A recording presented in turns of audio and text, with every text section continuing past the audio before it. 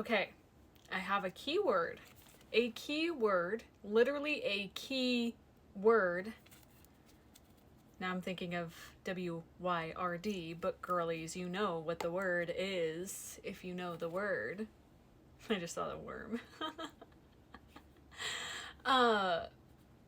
To indicate if this reading is for you. Sorry, I got distracted by all my rhymes and whatnot. But true sight. That's the key to unlock this reading. Obviously, use your discernment, flex your intuition muscle to determine if this is for you or not. I'm feeling some of the anxiety is my own, but I'm definitely feeling it still present, and I usually don't feel that with readings.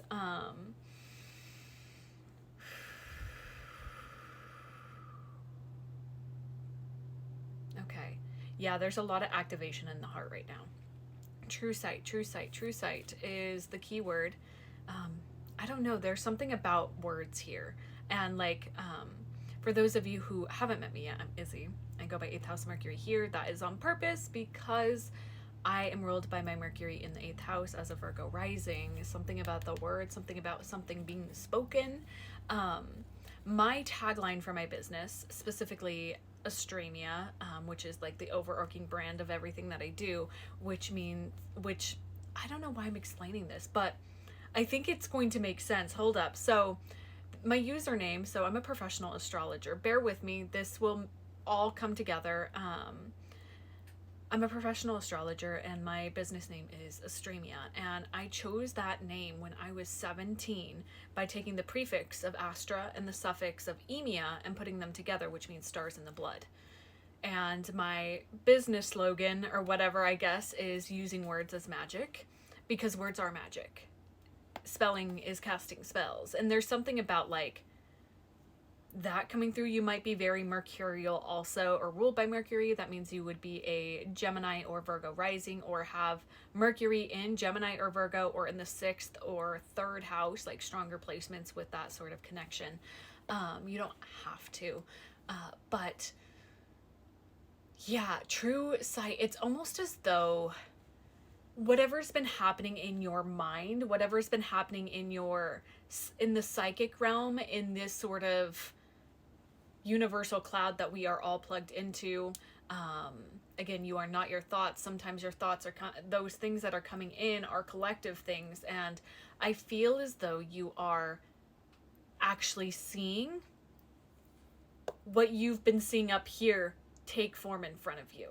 A lot's going on visually for me. So if all that's resonating so far, I just saw 303, and additionally my phone was at 33% when I started this. Okay, whoa. Pluto was on the bottom of the deck when I started this reading, but I left it there from the last reading, and so I wanted to shuffle and clear that energy, but it came out again. We have the Despicable Face, Pluto, and Alchemical Wedding. This energy coming out together, like all of these, it feels like this is a little bit of the result of this, is you embracing your darkness, is you embracing I would look into, so little sidebar again, I don't know why my astrology is coming through, my astrological business is coming through a lot, but looking at your Pluto placement as an evolutionary astrologer, I look at this very differently. So you might feel called to sit with me. I would love the honor to read your natal chart if you feel called, of course. But I look at Pluto in a completely different lens than just sort of generational stuff. It's more of like the key piece to your soul and your destiny here in life. So if you're interested, let's do it. But this is like you understanding the deeper lessons and the deeper transformational processes that you've been going through. And it almost feels like this might have been a frustrating energy for you throughout childhood. It almost feels like going through a lot of transformation and transition as a child.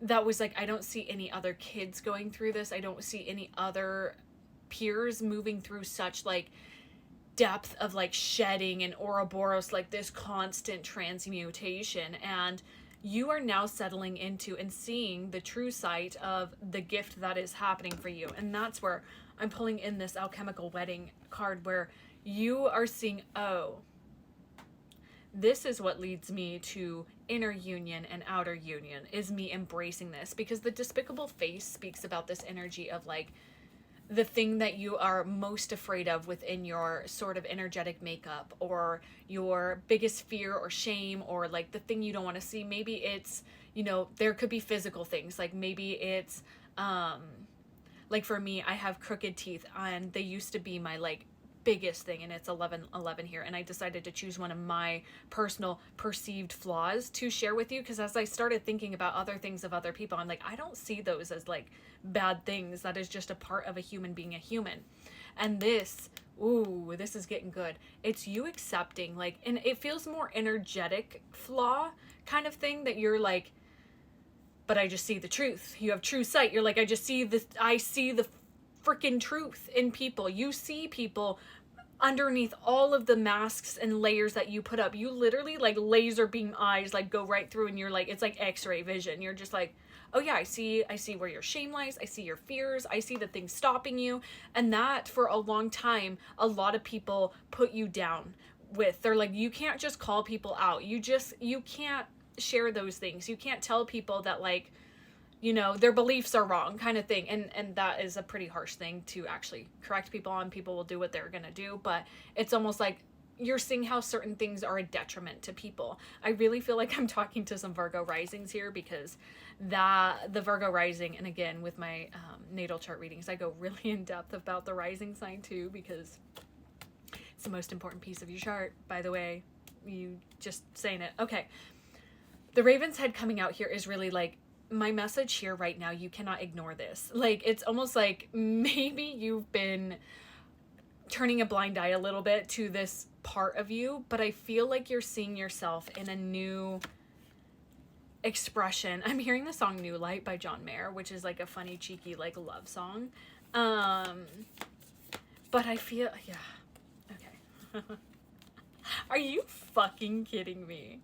We have sparks of light. I'm getting full body chills. The sun, virgin's milk, and synchronicity. Look at these snakes. Like I said, Ouroboros.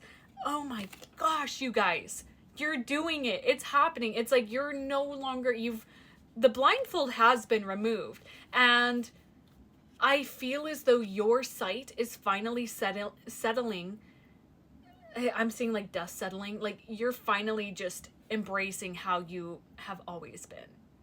And no longer being like, well, I'm just not going to be that. Like, I want to fit in. I want to be perfect. I want to, like, be liked. And you're like, I'd rather tell the truth than be liked. Which is beautiful. Sparks of light. You've been following, I did some energetic time travel today, and I like to use music for that. And I went to a past version of myself that was already visioning my life where I'm at presently, and, like, went back, and I just said, keep going. And I feel like you have been, like, your higher self, your future self, like, you've been, in a good way, breadcrumbing yourself to where you're at now. And it's it's not breadcrumbs. It's like these little, like, sparks of, like, yes, this way, keep going. And that's been coming up. And you are finally, oh, my mom's dog's showing up. Mia! She's the sweetest baby.